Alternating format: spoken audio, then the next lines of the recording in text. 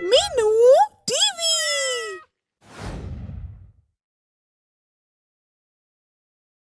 शाहपुरा नाम के गांव में महेश नाम का एक लड़का अपने सौतेले भाई भाभी के साथ रहता था। उसका सौतेला भाई तो उसे बहुत चाहता था और उसका पूरा ख्याल भी रखता था, मगर उसकी सौतेली भाभी को वो फूटी आंख पसंद नहीं सुहाता था।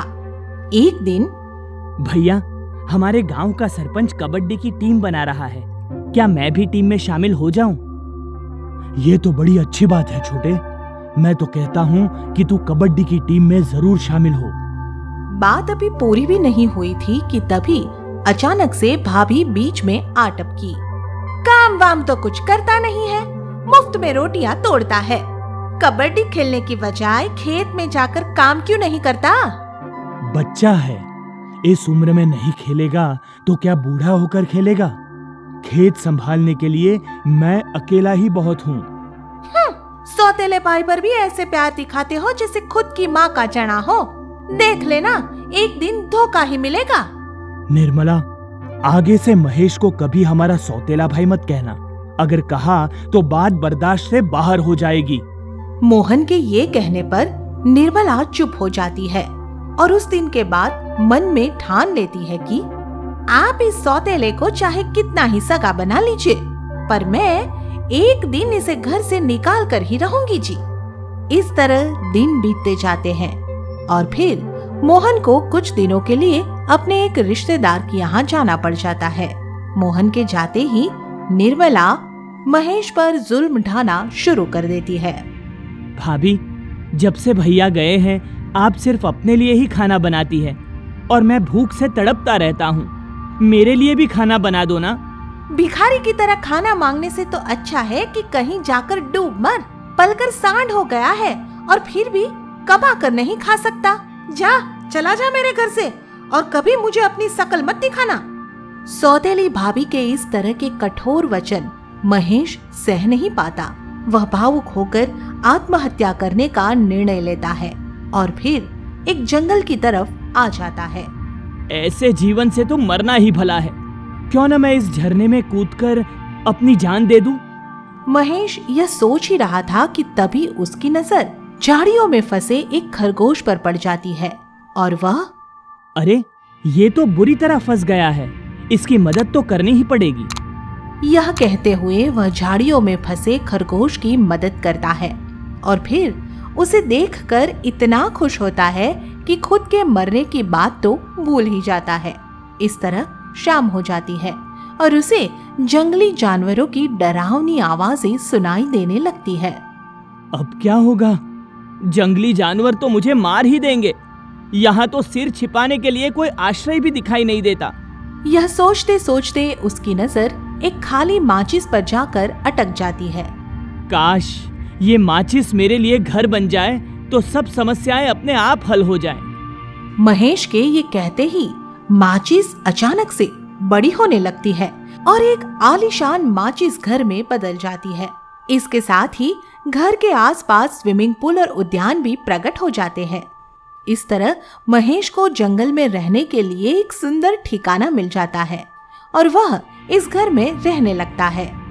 फिर कुछ दिन बाद फॉरेस्ट वाले उधर आते हैं तो इस जगह को देखकर हैरान रह जाते हैं। अरे, कितनी नायाब जगह है।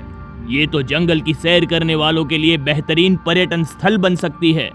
महेश फॉरेस्ट वालों का अच्छे से आवभगत करता है और फिर उनकी मदद से महेश का वह माचिस घर शहर के लोगों के लिए पसंदीदा पर्यटन स्थल बन जाता है। दूर दूर से पर्यटक वहां आने लगते हैं और कुछ ही दिनों में महेश बहुत अमीर हो जाता है। सुनो भाई, ये जगह आपको अच्छी तो लगी ना? बहुत अच्छी लगी। स्वर्ग से सुंदर जगह है। फिर अखबार और टीवी वाले भी यहाँ पहुँच जाते हैं और महेश के इस अनोखे माचिस घर की प्रसिद्धि चारों तरफ फैल जाती है। अखबारों में इस घर के साथ महेश की फोटो छपती है और अखबार में छपी महेश की फोटो को देखकर मोहन की आंखों से खुशी के आंसू छलक आते हैं और वह, छोटे, मैंने तुझे कहाँ कहाँ नहीं ढूंढा रे। मुझे माफ कर दो भैया। माफ तो मुझे कर दे महेश। नहीं भाभी, बड़ों का छोटों से माफी मांगना शोभा नहीं देता। आप दोनों मेरे लिए आदरणीय हैं। कितना भला है रे तू, भगवान तुझे सदा खुश रखे। इस तरह महेश फिर से अपने भाई और भाभी से मिल पाता है और सब खुशी खुशी उस जादुई माचिस घर में रहने लगते हैं। आप सुन रहे हैं कहानी गरीब किसान और लकड़ी का ट्रैक्टर। पलना गांव में एक गरीब किसान और उसकी पत्नी रहते थे। किसान का नाम बंसी और उसकी पत्नी का नाम आशा था। बंसी खेती करके भी सुखी नहीं था, क्योंकि अपने खेत की आमदनी से तो वह गांव के महाजन का कर्ज तक नहीं उतार पा रहा था। बंसी के पास एक ही बैल था और वह किसी तरह उसी से काम चलाने को मजबूर था।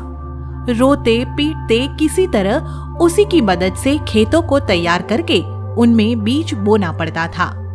क्या खेती करना है ये भी, तुझ अकेले पर जुल्म ढाता रहता हूँ, पर मजबूर हूँ भाई। हाथ में पैसे नहीं है, इसीलिए दूसरा बैल नहीं खरीद पाता। मगर तू चिंता मत कर, इस बार जैसे ही फसल उठने पर पैसा हाथ में आएगा, पहले एक बैल खरीदूंगा, फिर तुझे भी सहारा मिल जाएगा। बंसी अपने बैल को समझा ही रहा था कि तभी वहाँ आशा भी आ जाती है और उससे पूछती है, अजी क्या समझा रहे हो बैल को? समझाना क्या है, बस यही कह रहा हूँ कि भगवान ने इस साल फसल अच्छी दी और एक बैल खरीद लूंगा, ताकि इस अकेले बैल को सारा बोझ ना उठाना पड़े। आप चिंता न करें, देखना इस साल हमारी फसल बहुत अच्छी होगी। यह सोचकर बंसी और आशा अपने खेतों में खुशी खुशी बीज बो देते हैं और सारा बीज अच्छे से उग भी आता है। मगर जब फसल बढ़ने का समय आता है और सिंचाई की जरूरत पड़ती है, तो तालाब का सारा पानी सूख जाता है। लोग आसमान की तरफ देखते देखते थक जाते हैं, मगर बारिश के नाम पर पानी की एक बूंद भी नहीं गिरती है। बिना बारिश के फसल मुरझाकर सूखने लगती है। सारी उम्मीदों पर पानी फिर गया, इस बार तो अकाल ही पड़ गया है। अब तो भूख प्यास से मरने की नौबत आ गई है जी। ऐसे अकाल में हमारे डंगर ढोर तो दूर, हम भी न बच पाएंगे। भगवान हम गरीब किसानों की इतनी कठोर परीक्षा जाने क्यों लेता है आशा? ये तो भगवान ही जाने जी। शायद हम गरीबों को सताने में उसे खुशी मिलती होगी। इस तरह अकाल के चलते लोगों को भोजन पानी मिलना मुश्किल हो जाता है और साथ ही पशु भी चारे और पानी के अभाव में दम तोड़ने लग जाते हैं। कुछ अमीर जमींदारों को छोड़कर बाकी सब किसानों पर अकाल आफत बन जाता है। फिर एक रोज चारे पानी के अभाव में बंसी का बैल भी दम तोड़ देता है। आशा, हमारा ये बैल भी साथ छोड़ गया, अब हमारी खेती का क्या होगा? आप हिम्मत रखो जी, भगवान सब ठीक कर देंगे। बैल के मरने के बाद बंसी पर दुखों का पहाड़ टूट पड़ता है। वह दिन रात उसी दुख में घुलता रहता है और तभी एक दिन गांव का महाजन भी उसके घर आ धमकता है। क्यों बे बंसी, मूल तो दूर, तूने तो सूद तक नहीं दिया। इस साल अकाल ने फसल बर्बाद कर दी, खेतों में फसल की जगह धूल उड़ रही है। फिर कहां से चुका था आपका कर्ज? इस बार माफ कर दो, अगली फसल पर आपका सूद समेत सारा कर्ज चुकता कर दूंगा। ठीक है, पर याद रखना कि पूरा मूल और सारा सूद चुकाना पड़ेगा। इस तरह कई महीने ऐसे ही कष्टों में बीत जाते हैं और बंसी हमेशा अपनी उदास नजरों से आसमान को ताकता रहता है। फिर एक दिन उसे आसमान में काले काले बादल दिखाई देते हैं और कुछ ही देर में बारिश शुरू हो जाती है। बारिश के आते ही बंसी खुशी से झूम उठता है और आशा का हाथ पकड़कर उसे बाहर बारिश में ले आता है। देखो आशा, देखो, हमारी खुशहाली लौट आई। नाचो, गाओ और खुशियां मनाओ। अब हमारे खेत फिर से हरे भरे हो जाएंगे। यह कहते कहते अचानक ही बंसी की आंखें भर आती है और वह रोने लगता है। ये हंसते हंसते आप यकायक रोने क्यों लगे जी? अब तो फसल बोने की रुत आ गई है, कम से कम अब तो हंस लो। वो तो ठीक है आशा, पर हमारे पास ना तो बैल है और ना ही बीज और खाद के लिए पैसे, फिर हम फसल कैसे बोएंगे? आप चिंता मत कीजिए, उसका भी इंतजाम हो जाएगा। यह कहकर आशा उस बारिश में नहाती हुई घर के अंदर जाती है और फिर सोने के एक जोड़ा कंगन लेकर बाहर आती है। ये हमारे खानदानी कंगन है जी, और खास सोने के बने हैं। आप इन्हें बेचकर फसल बोने का इंतजाम कर लो। बंसी अगले ही दिन आशा के सोने के कंगन लेकर शहर चला जाता है और फिर शाम को लकड़ी के बने एक अनोखे ट्रैक्टर पर सवार होकर घर लौटता है। आशा लकड़ी के बने इस अनोखे ट्रैक्टर को देखकर आश्चर्य में पड़ जाती है। ये तो सच में कोई जादुई चीज ले आए हो जी, ट्रैक्टर, और वो भी लकड़ी का। कमाल कर दिया बनाने वाले ने। बड़ी मुश्किल से हाथ लगा है। बनाने वाले ने कहा है कि इसकी कृपा से हमारा खेत सोना उगलने लगेगा, सोना। गांव भर के लिए लकड़ी का यह ट्रैक्टर किसी जादुई खिलौने से कम न था। बंसी जिधर भी इसे लेकर जाता, इसे देखने के लिए इसके आसपास लोगों की भीड़ लग जाती। अरे देखो देखो, बंसी का लकड़ी का ट्रैक्टर। अरे वाह वाह, यह तो सच में ही अजूबा है। इसके आगे किसी और ट्रैक्टर की तो कोई औकात ही नहीं लगती। बंसी के लकड़ी से बने इस अद्भुत ट्रैक्टर को देखकर लोग जितना हैरान होते हैं, उससे कहीं ज्यादा हैरान इसकी ताकत और कारनामों को देखकर होते हैं।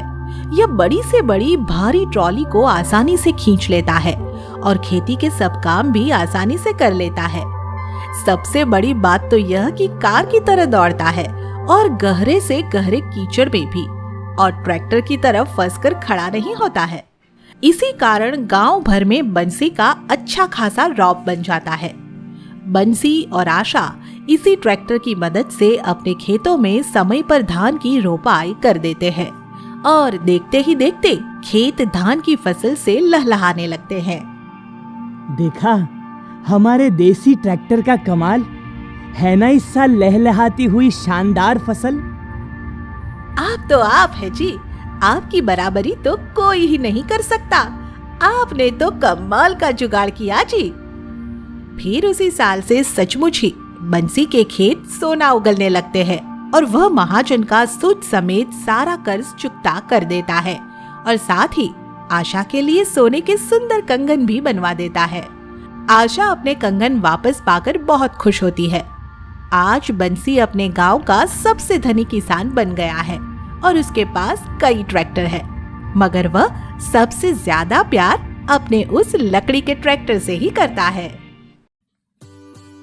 आगे की मजेदार स्टोरी के लिए चैनल को सब्सक्राइब करें और बेल आइकन प्रेस करना ना भूलें।